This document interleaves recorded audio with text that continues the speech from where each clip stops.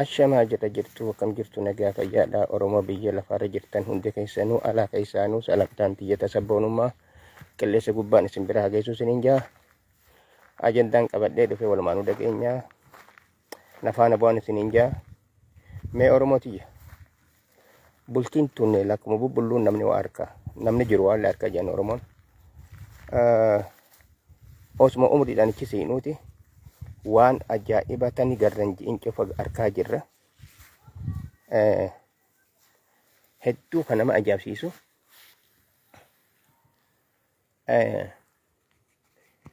mee namoota Oromoodhaa kan Oromoof qabsoofne jedhee Oromootti Oromoo fakkeessee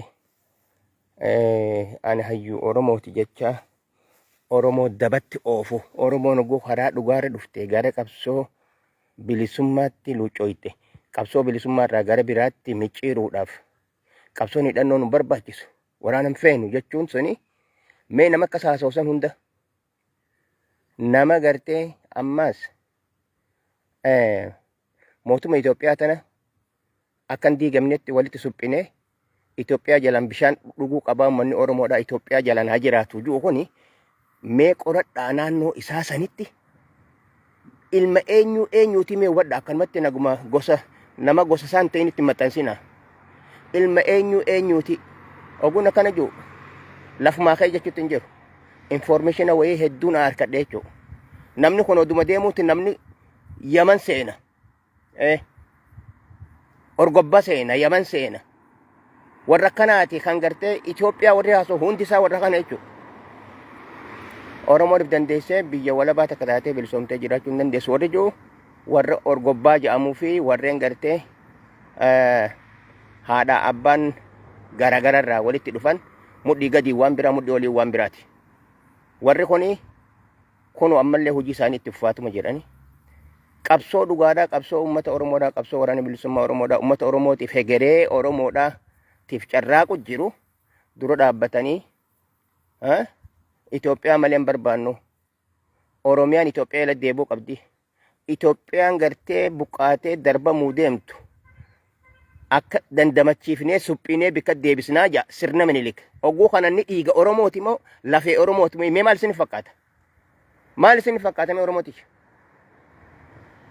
mee namnummaan naannoo dhaloota nama kanaatti dhiyaattan ichi siiqaatii qoradhaame anis waanin dhaga'u dhageetiin jira waanin harkadheetiin jira dura isinis qoradha akkanan qoradhe kanatti itti dhaqabuu jiraattan dhuguma rabbitti walii himna namni dhugaan dhala Oromoo lafee Oromoo dhiiga Oromoo ta'e bilisummaa Oromoo dura hin dhaabbatu kana beekamaadha namoonni beekan namni dhiiga Oromoo irraa dhalate arran tana dhaabadda bilisummaa Oromoo waraana bilisummaa Oromoo akkana lafee isaa cabsee dhiiga gannaqu jiru kana nun barbaachisu bilisoomneera hinjuu cubbuu gurraatti odoo Oromoon gartee akka biraatti gadadoo hamtuu guddoo keessa cimaa keessa galtee jirtu Oromoon guyyatti kumaatamaan dhumu jirtu bilisoomneeraa jee nutti labsee jechuudha namni kun dhaloota isaa hubachuudha qabdan lafumaa ka'ee dubbachaan jiru namni hayyuun barataan yeroo duraatiif profeeseera Oromoodhaa kan Ameerikaa keessa beekame Dr. Muhammad Hassan inni kuni waan akkamma namni dubbatu kun ni qaba dhugaan dhala Oromooti dhugaan dhiiga Oromooti dhugaan lafee Oromooti kaleessa dhaamsa isaan gaggeessan Ameerikaa keessa gartan jechuudha karaan takkittiin xurreen uummata Oromoodhaa dandamachiiftu karaa waraana bilisummaa Oromoo qofa akka ta'e uummata Oromootiif waltajjii irratti ifa godhee hime jechuudha umrii dheertuu Itoophiyaa kennuuf Profeeseraa beekadha xiinxalaa siyaasaati miti wal madaalchisaa laala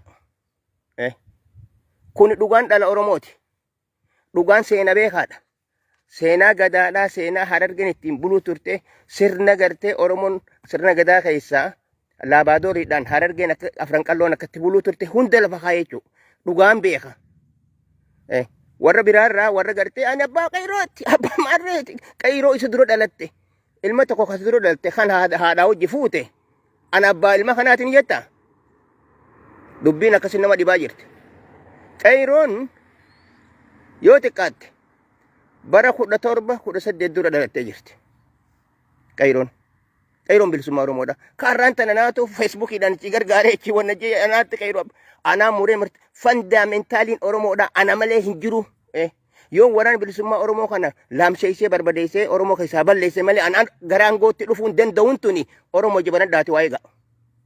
Ijabanaadhaa waa laala. Yoon dhaabatti bilisummaa Oromoo bittinneesse malee ani aangoon harka dhuutan hubateeti namtichi. Dirree bahatti. Kunoo gaamma namni dura dhaabbachuu eegalee balaaleffachuu seenanii yeroo duraatiif hangafummaadhaan aan akka uummata Oromooti himuu jira. Haqa jirtu. Namtichi karaarran jiru. Karaan inni deemu imallisaa karaa biraati hubadhaa Oromoo. Inni abbaa qeyrootii miti hubadhaa. Yoo jennallee abbaa qeyroo xiqqollee tokkotti yaamuu danda'u. Kan qeyroo hojii hidhamee hojii tumame Baqqalee Garbaati. Dhuga waleemna. Haqa namaan dho'isuuna. Koondominiyeemii irraa eegalee maastar pilaanii keessatti qooda gurguddaa qeyroo wajjin hidhamuu fi tumamuudhaatti Baqqalee Garbaati. Kaan Ameerikuma ta'ee karabataa tolfachuu malee maali wanni biraa? Maal wanni biraa? Ammallee herrega tokkorra hin jiran. Baqqalee Garbaa herrega namichi gartee xarraq jirre jirurra hin jiru. Hin jiru. Takkaa dhaabadde bilisummaa Oromoo gufatee hin beeku. Takkaa dhaabadde bilisummaa Oromoo arrabsee xiqqeessee xureessee hin beeku.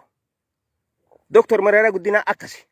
Baqqalee Garbaadhaa akkasi. Inni eessaa dhufe dhaloota isaa nuu qoradha. Dhaloota isaa dhugatti gololcha gaddeebi'aatii nuu qoradha. Wanni isin dhaamnu tana haasawa gabaabaadhaan ol bahe waan dhaggeeffatame galatooma odoon karaa deemuuti dhiifama irraa taha.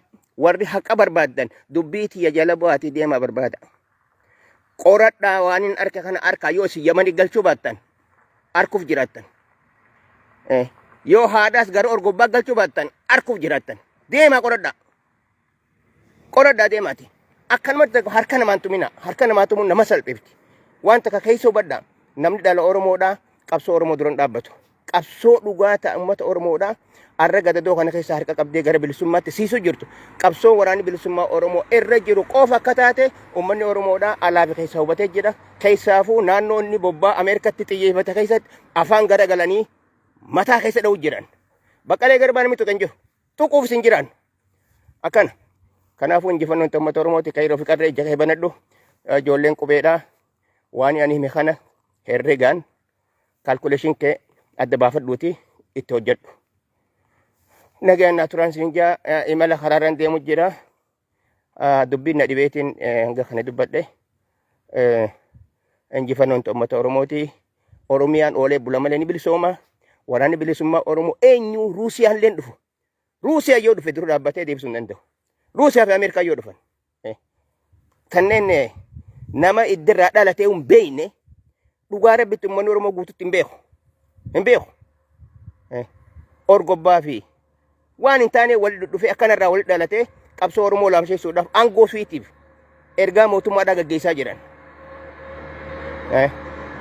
Kanaaf nagaan naaturaa walitti dachaana gara hojiittiin deemu jira. Naga walitti dhiifannee walitti deebina waa'ee kanarra deddeebineeti walii ibsina wal hubachiifna. Nagaan tura.